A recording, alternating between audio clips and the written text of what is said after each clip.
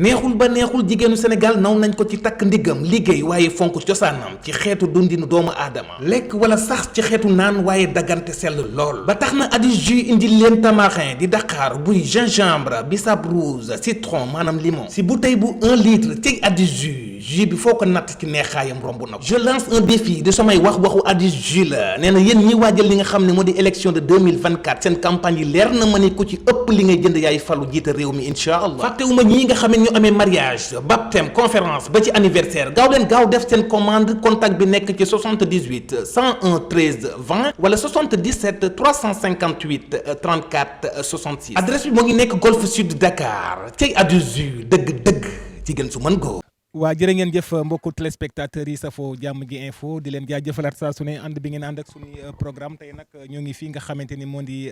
Parcelles Assainies unité 5 bu ñu ko waxee tam dañ fiy fekk si tey ki nga xamante ne rek moo di Aliou Téré bokk ci écrit fekke ma ci boole fas yéene nag am combat bu mag a mag mercredi fas yéene dajeek bébé Ama waaye itam open press bi nga xam ni léegi nga xamante ni boole yéen a ngi gis noonu ci image yi mu nekkoon open press bu am solo ginnaaw waa Parcelles Assainies yëpp nekk ci ginnaawam du ñu sori ci kàddu gi dañ koy jox mu daal di nuyoo di leen fàttali nekk tey nag ñu ngi ñëw ak yéen ci programme bi nga xam ne moo di lamb de lutte kon nag dañuy jox kàddu gi mu nuyu Aliou Téré nuyu nañ la. fay naa la maa lay fay waaw ginnaaw ma sant sama ñaari waajur waaw di sant sama yaay ak sama papa waaw di sant ñii ñëpp toog fii maa ngi leen di sant di leen gërëm waaw jàpp nañ ci combat bi open press bi neex na trop waaw gars yi ñëw nañ ñoom ñëpp ñëw nañ waaw waa aspa gars yëpp ak sama mafia bi dawal ko saret yi waaw ak caayan sama doom day kol crési waaw di sant góor gi nga xam ne day jaay kër gi ak oto gi waaw def ko ci làmb gi ak Lamine Diouf waaw mooy loolu waaw Aliou Téré mu mel ni open press bi nekk na li nga xamante ni itam open press bu riche la waa Parcelles Assainies génn mu mel ni dañ laa sas tey ba nga génnee jàkkaarloog ndaw ñi surtout ndaw ñi itam am cofel ci yow lool loo sentir ba nga génnee. non nu ko tubaab di waxee je suis heureuse quoi ndax comme ba ma tourné gis sama gars yi dama kontaan naa waaw gis waa Unité 5 booy ndaw yi gars yëpp ñëw instant yi moom fu mu toll nii. gars yi ndam rek laa leen mën a fay fu mu toll nii moo tax liggéey naa loo xam ne sama adversaire moo ko jàppee wax ama rek wax amul ki war ma wax quoi man jëf laa mu ne te bu jour waa incha allah waaw lu ma liggéey naa ko wane ci géew gi sa attaque sa koñ sa gañ bilaay walaay attaque sa koñ sa gañ dafa mel ni kooku dafa am koo xamante ni moom nga ciy roy de kaddu ko kan moo ko doon wax kaddu googu Moustapha Gueye moo ko doon wax man moom rek laay topp nu ko gars yi di waxee waaw Tafa Gueye rek waaw moom mooy sama idole quoi waaw. Aliou Téré mu mel nag yaa ngi daje ki nga xamante ni dëgg-dëgg yaakaar naa ne nag fi nga dugg nag bi yoon dafa xaw a doy waar avant may egg ci moom sax yaa ngi ci ñaata combat nga amagum ñaata victoire. waaw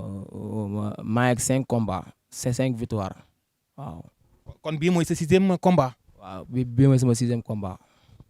mais ki ngay déggal est-ce que xam nga ko bu baax a baax ndax tam bébé Ama nekk na koo xamante ni moom bu fekkee dafa roy turandoom bokk combat bi du yomb de. non man moom fu mu toll nii sama bët fu ma ko teg roi des arènes laa fa teg mais nekkul maag booy bi xam nga rek booy bi maanaam dafa bokk sama yoon nii rek waaw loolu la quoi lam moo ñu boole nii rek tamit. mais xam nga tam parfois adversaire kenn waru ko ni ma déggee dafa mel da nga koo xeeb. te adversaire kenn du ko xeeb dafa mel ni yow daal da ngay ñëw rek faxas jàll te attention souvent nag daanaka nit moom bu tuddee boppam idole dafay comme idole ni nga amee sa xel def sa bopp ne sa idole Tafa Gueye la kii def ci boppam Ama Baldé la bébé Ama ndax combat bi yaakaar nga ni bés boobu dina yomb. combat bi du yomb de ndax xam naa bu ma ko jàppee làmb gi jeex waaw. fan nga ko teg ci entraînement ci technique wala. fépp laa ko teg ci entraînement ci technique. waaw si lépp daal lépp lu mbër di def pour daan moroomu mbërëm rek def naa ko je suis prêt quoi nu ko tubaab ni wax je suis prêt parce que moi j'ai fait les bancs quoi. bëggoon nañu xam tamit tuuti bu ñu demee ba ci biir dinañ ko gën a waxtaan lan moo la dugal ci làmb parce que tam gis nañu waa Parcelles Assainies boo xoolee tey jotaay bi open press bi da ngay gis ni ndaw ñi dañoo am ci yow cofeel daanaka ñëpp génni taxawu la bàyyi la xel mu nekk ni ma la ko waxee muy sas lan moo la dugal ci làmb. làmb daal sam benn mag moo doon bëree Mor Diouf sam mag la moo doon bëree quoi après ma doon ànd ak moom si làmb simple yi waaw dem ba commencé nag moom mu mujjee bàyyi man ma jël ngembam di bëre quoi mais moom dama doon jël tànkam du ma ci mën dara dem benn instant ma jëlee tànkam dama koy daan ma xam ne man mën naa nekk mbër ndax koo kenn daa ko bëree bilaay walaay. ñu ñëwaat tuuti nag ci bés bi muy mercredi muy combat bi nga xamante ni sa digganteeg Bébé Ama muy arène nationale mu nekk loo xamante ni tam ci taxawaay tamit dëgg la li ñu xool parcelle ñi jot a génni moment bi xëy na open press la mais bés ba naka nga koy préparé ci wàllu taxawaay ci wàllu supporter est-ce que pare nga wala dafa des quelques réglages. waaw bés ba moom gaa yëpp dañuy ñëw waa Nde 5 waa Aspa gaa yëpp dañuy ñëw di sant waa kër ma Samba di sant Laurent nga xam ne waaw daa jóge fii ba kër Samba kan ñëw waaw ñëw pour fekkee open press bi ak combat bi yëpp maa ngi koy sant di ko gërëm daam combat landebe korte tam xarit waaw bëgg naa yàlla na ko yàlla may ndam ci jël bu set wicc waaw waa kër Samba nag nañ préparé buñ tam xaritee damay ñëw te xiir lay indaaleel ñëpp laay caw waaw maak Laurent dara du yomb waaw. bëgg nañ xam ci wàllu taxawaay bi tam aussi c'est important ñi wàllu war a taxaw parce que doomu parcelle nga ci wàllu taxawaay bi ci wàllu billet yi yu demee li ni mel ndax xam nañu làmb fi mu toll nii metti na surtout sponsor yi ñi leen di jël tamit nekkul loo xamante ni lu yombali ci ñoom ci wàllum billet yi ñi leen war a taxawu ak ci en tant que doomu parcelle ndax taxawaay bi ñu war ci yow ñu ngi koy def autorité yi. waaw gars yi bëgg naa tam ñu ñëw de ay ñoom Nazir bëgg naa nga ñëw. Nazer bëgg naa nga ñëw jàpp ci combat bi waaw ak Amadou Ba bëgg naa ngeen jàpp ci combat bi man Inde 5 laa dëkk waaw yàgg naa ñëw seen meeting yëpp di dem lépp bëgg naa ngeen jàpp si sama combat bi ma laalu téere lu dictionnaire mindi milliardaire sans pause si laa bëgg naa ngeen jàppale ma waaw. duñ la tey xam naa ne yaa ngi jóg a jóge ci open press bi ñu ngi gis noonu image yi ci PC yi mu nekkoon open press boo xamante ni ma ko waxee doomu parcelle bàyyi nañ la xel mu sax nekk sas bu rëy ci yow te gis nga ni combat boobu moom nee nga moom da ngay ñëw rek faxas jàll waaye nag ni ma la ko waxee nag sa naataango bébé Ama moom tam li mu gis moom it victoire la xëccoo moom foo kenn am waaye yow da nga jàpp ni carrément yow moom combat boobu moom da ngay faxas jàll. non. pourtant nag man barki Serigne Touba xeebuma man du ma xeeb mbër mais man dama jàpp ne man lu ma liggéey maanaam sama morom mu mun ma téye ci làmb wallaahi. ci xeex lay jeexee wala ci bëri. lépp laa préparé waaw lépp laa pare. combat bi day yàgg wala du yàgg. man maay la du dictionnaire man combat yi ma bëri yëpp du yàgg su ma jàppee gars yi ñibbi waaw. jërëjëf Aliou Téré ñu di la sant di la gërëmaat ni ñu ko waxee tey jàmm ji info ñëw tey ci milieu bi nga xam ne moo di sport lamb ñu di la santaat bu baax yaakaar naa ni fu mu nekk nii xëy na yaa ngi bëgg a waajal xëy na dama naan boo moytuwul sax yaa ngi jóge ci open press waaye yaa ngi war a delluwaat ci entraînement yi xam naa ne moom doo tëdd moom doo nelaw. am na ñu ma bëgg a sant quoi ci combat bi pour ñu ñëw quoi waaw maa ngi sant waaw Mariétou ko maa ngi koy sant waaw di sant sama jabar waaw sonn na ci combat bi yëpp waaw. ganaar yeeg kii yëpp gis naa ko ak rapaay waaw di sant mama waaw di sant ay mbokam ay ñoom di sant yaayam nday Maguette Ndiaye di sant Fos Galsen di sant Awa waaw di sant kii lu mu tudd di sant mais séeri Pam Ndaw waaw di sant Yacine waaw di sant daal maa ngi sant daal waa gaale boobu yëpp maa ngi leen sant di sant Soara Diouf di sant gaay yëpp di sant sama yaay Marème si jógal nuwaasam nag nga ñëw nag nga nekk foofu di naan kii rek soowu naari rek waaw di sant nag Seexa di sant Mbayang Thiaw waaw mamaam dañuy xuloo rek nag di sant Ngone nga xam ne sama équipement yi moo koy fóot quoi waaw moom lépp waaw moom la tamit jàpp nañu combat bi di sant maire waaw maire Aram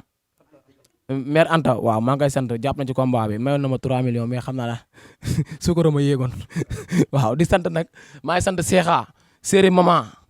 di sant Mbay Faja bëgg naa nga jàpp ci combat bi di sant Jijak bëgg naa nga jàpp ci combat bi Ayda Diouf bëgg naa nga jàpp ci combat bi di sant kii lu mu tëdd di sant Cartouche jëf jël bëgg naa ngeen jàpp ci combat bi waaw Cartouche moom yaa ngi jàpp ci combat bi mais jëf ba léegi gisaguma la da nga war a ñëw ba tey gisaguma la sa combat ma la koy wax waaye jox ma 300 000 wala 200 000 sax ma dagal booy bi waaw di sant Ndey Sey borom añ yu neex yi di sant doomam Mbay Bës di sant kii lu mu tuddati di sant Codé Diouf di sant Kumbis di sant yaa faatu bu Thié maa ngi lay sant Thié bëgg naa nga jàpp si combat bi waaw. waaw di sant Mam Góor maa ngi koy sant da ngay jàpp ci combat yi Mam Góor borom pele yi waaw borom sedd yi borom mboto yi rafet yi maa lay sant di la gërëm di sant gaayab waaw di sant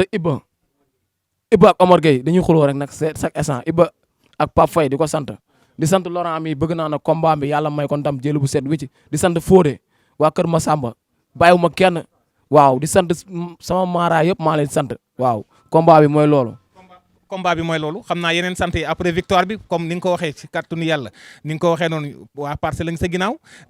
tamit di nuyuwaat bu baax a baax ki nga xamante ni moo di le grand góor gi tam gis nañ taxawaay bi saa su ne taxawaay bu am solo lay taxaw. maa ngi sant waa ngéwél gi di sant waa ngéwél gi di sant kii ba xam ne man moom ba ñuy bëree depuis mbapat bëgg naa nga mu wax quoi ndax moom fu may ko tuuti mu wax quoi waaw. waaw di sant Thian bu Aliou Téere maa ngi koy sant di mbapat ba tey di sant papam waaw di sant gaay yëpp waaw Parcelles 1 ba 26 fu mu toll nii man dama xew bëgg naa gaay ñoo jàpp ci combat bi mais war nga ma la wax ci français quoi ndax moi j'ai fait les bancs comme l'eau fraîche oui je suis fort man du ma nitu fii xam nga ay Bour Siteu man Bour Siteu laa gën a soxla kooku dañ ma ko war a jox ma coob ko comme sama grand sos nu mu koy waxee wala booy Laurent su ma jógee ci combat bi ñu jël ma bu fekkee palmarès bu baax man maa leen gën a baax palmarès nañ ma jël ma coob leen. yaakaar naa ne après combat bi moom dafa mel ni bii examen la comme ni nga ko waxee examen bu rombee moom gars yi wax dëgg yàlla foo war a joxañ sa bët war nañ la ko mën a jox lan ngay tàggatoo xam naa ne après combat bi dinañ ñëwaat amat ak yow jotaay ci kàttanu yàlla looy tàggatoo ginnaaw ma jël yenn seede yoo wala yenn interview yoo xamante ni war nañ ko jël. man daal lu may tàggoo yàlla ma yàlla may nam te war naa la jëndal oto yaa ngi jàpp ci combat yi di sant góoro maa ngi koy sant nga xam ne moom nga xam ne daa jaay këram ak otom di sant Lamine Diouf di sant Fa waaw gars yi moom jàpp nañ ci combat bi waaw man maay sant sama bopp nag dégg waaw. ay ci ba léegi rek ginnaaw open press bi nga xamante ni rek Aliou Téere nag bokk écurie fekke ma ci boole fii ci diwaanu Parcelles Assainies unité 5 yaakaar naa ni tey ki ñu toogal yaakaar naa ni kenn dootu ko naatamle ci milieu lamb yaakaar naa ne ko xool diggante mag Modou Lo ñu bari xam nañ ko ci seen diggante ñoom ñaar kenn dootu ko naatamle góor gi nuyuwaat nañ la di la santaat tam ci disponibilité bi nga ñu may xëy na guddi na waaye gis nañ nga nekk ci ginnaaw ki nga xam ne moo di Aliou Téere di la bàyyi nga nuyoo ginnaaw si ñu ñëw rek ci tontu ak laaj. waaw ok grand frère ñu lay sant di la gërëm baay di la jox sa wàccuwaay di rafetlu sa teewaay parce que yow sunu mag nga quoi anyway fu loo nga fekkee mosul loo nga tàngam lu kon da lay sant di la gërëm di la ñaan télévision yi mu dem ba si kaw a kaw jàmm ak xew la. jërëjëf góor gi mu mel ni yéen a ngi yor ki nga xamante ne muy Aliou Téere fas yéene daje nag ki nga xamante ni yaakaar naa ni jarul xeeb. parce que tamit ku dem ba dajeeg moom muy bébé Ama mu nekk combat boo xam ne nekk warul nekk combat bu ndaw combat boo xamante ni nekk ñoo ngi koy jàpp ci 6e combat xam nañ ñu bëri wax ñoo ngi jàpp ni xëy na combat bi dina yomb waaye ku xam bébé Ama tam xam ne combat bi mënut a yomb nan ngeen waajalee seen plan bi nga xamante ni rek seen mbër mi di Aliou Téere. waaw effectivement nag combat bi wax dëgg si yàlla pare na ko ak doole ah musul préparé combat bu mel nii wax dëgg si yàlla quel que soit alpha lu ko mën di waxal entraîné na. waaw entraîné bu baax a baax kon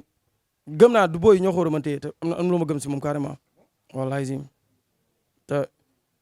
bu yoon jeexul waaxu su lu jeex. mu mel ni wóolu ngeen seen bopp côté entraînement xëy na bu dee physique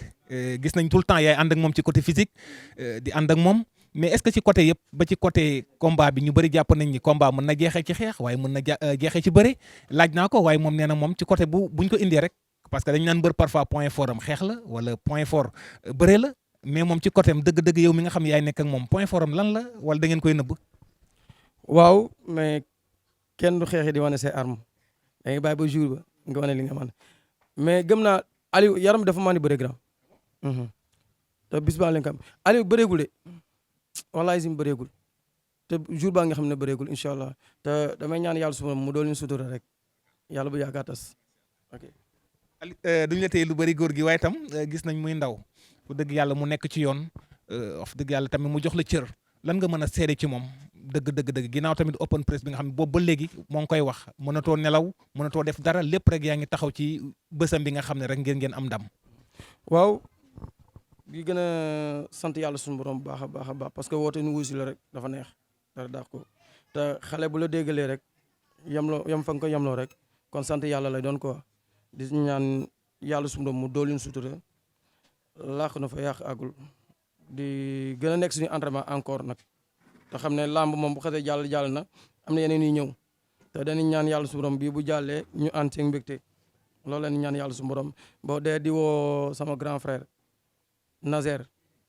waaw Nazer bu rakku Lat Diop sama gain la maa ngi ko woo si combat bi nañu jàppale booy yi parce que booy yi ñooy doon futur roi des années ëllëg waaw booy dafa laaj ñu gëstu leen bu baax tamit incha allah ak sama grand frère Lat Diop Lat maa ngi lay woo si combat bi baax a baax yow mosoo tàngam lu waa Parcelles ok. kaddu gi ngay tàggatoo ginnaaw combat bi nga xamante ni yéen a ngi koy waajal mercredi arène nationale yan kaddu ngay wax tamit surtout nag supporters yi tamit souvent dañuy mën a wax nag ci wàllu non violence war nañ ci mën a bàyyi xel ko xam-xam parcelle doomu parcelle xam ne ñu dal lañu ñu xam ñu mën bës lañu ci surtout nag lan ngeen wax seen supporters yi ci wàllum dal surtout di leen wax rek non violence. non parce que ku leen xam ne amuñu violence moom bokku si parcelle xëy na nag dëkk kenn ku woote dina la wut te bu wutee am lu rax kon dañuy woo gars yi nañ ñëw mobilisation forte incha allah si kàttan yàlla sum dem defal gan gi bagage ñibbi si incha allah waa si grand bu neexee yàlla sum borom deewaat na waa parcelle moom beneen Modou Lo feeñ beneen Modou Lo feeñ ba léegi ñu amaat beneen ITV ki nga xam ne ñoo ngi ànd ak moom ba léegi rek yaakaar naa bésu tey bii nekkoon nag open press bu Aliou Téré itam di leen fàttali rek écurie fekke ma si boole waaye am ay naataangoom boobu ba léegi itam ginnaaw open press bi yéen a ngi gis noonu PC yi di jàll ci image bi mu mel ni nag ñoo ngi togg ak doomu ndeyam Thiagne ñu ngi lay nuyu Thiagne. jërëjëf borom Touba jërëjëf borom Touba jërëjëf borom Touba ñoo ngi lay fay xam nga amal jaamu gars yi am jaamu ñëpp booloo am jaamu dellu si ñëpp. Thiagne sa diggante ak Aliou Téré moom fas yéene nag daje ki nga xamante rek moo di Bébé Ama muy combat boo xam ni combat risque la ñuy wax ak lu mu mënta demee 5 combats 5 victoire 6e combat moo ngi nii bés boobu ndax seen xel dal na. non man gerte noonu sax damay xaw a jaaxal ko waa ñun dumbul bu yof nga ñuy laaj wala nga laaj ñu ay ndaanan dëgg ñoo xam ne làmb Bébé Ama su xamoon làmb barki borom Touba du jël booy bi te mbabatul su mbabatoon du ko jël ñun mbabat bu ñu mës a teg da nga koy ramasser ba si mbabatu nam si yàlla si Moussa Dioum mbabat boobu ñoo ko fobeere mbabatu 2 jours la dégg nga ne ñun Bébé Ama maa ngi dégg signature muy teg dégg nga Bébé Ama na yarul rek du bandi du malfaiteur amul mbooloo Malika bu muy wootee noonu barki Seydina Mohamed ñoo ko gën a maîtriser Malika fuuf dégg nga de billaay wallaay Malika ñoo ko moom dégg nga tamit xam nga waaw waa Parcelles Baye amuñu seen fay lu mel waa Angle 29 waa Aspa xam nga ay say case bi xam nga mafia daara ji xam nga gars yi bëri nañ daal Baye xam nga mënoo lim ñëpp waaw waa Senzela tey dafa leen teew si open press bi waaw xam nga ñu mel waa Kër Massar Sira Golo Baye ñoo ngi leen di sant Baye xam nga gars yi mooy loolu ba pare gën a ñëw Apex en DSK TP ñaaga ñaaxorob lak xool Baye gars yi daal nanta yëpp ñoo ngi leen di woo si combat bi la woon fa woon ndox du bàyyi yoonam Baye dégg ma ne sa waay na dal rek xoolal booy bi daa xippi mu leer nañi day xuus jëli ko du Bébé Ama moo ñuy téye. jërëjëf Thiagne doomu ndey ki nga xamante rek moo di Aliou Téré xëy na duñ leen tey lu yàgg ndax tam xam nañ ko xam ni combat bi li ci des ay bés bariwul tout le temps xam nañ mbiru lamb ni mu bindoo yéen a ngi wàcc ci côté bu nekk yéen a ngi ciy wàcc kaddu gi ngi lay bàyyi waaye tamit surtout yéen supporters yi nag ngeen fas yéene mobiliser ci bés boobu fas yéene dem mercredi ci arène nationale ngir rek bëgg a jaaxal nag ki nga xam ne moo di Bébé Ama mi nga xam ni ñi ko ñemee moom bariwul waaye songu ngeen ko. waaw ñun Baye instant nii dañuy ñaan Baye autorité yi jàppale ñu instant 6 bolok leen soxla na bolok yi ñu jotoon yor jeex na taax na mbooloo bi xam nga sa waay moom day yóbbu mbooloo te gars yi dañ ko bëgg xale dañ ko topp quoi te toppee ñu ko neen moom moo wane lu ñu koy toppee mais tamit gars yi dana war a ñëw jàpp si làmb ji non Bébé Ama deful dara si làmb ba après lay komb bisu at bi sifflé bañ tëj barrière yi billaay dina xam ne lépp dëgg la. jërëjëf mbokku téléspectateurs yi yaakaar naa ni mënul woon ñàkk ni ñu ko waxee ne guddi na waaye ginnaaw rek open press bi nga xamante ne rek moo di Aliou Téré moom la def di écurie fekk ma ci boole ñii di ko santaat bu baax muy open press boo xam ni tey moo ngi fas yéene rek daje ki nga xam ne moo di Bébé Ama arène nationale mercredi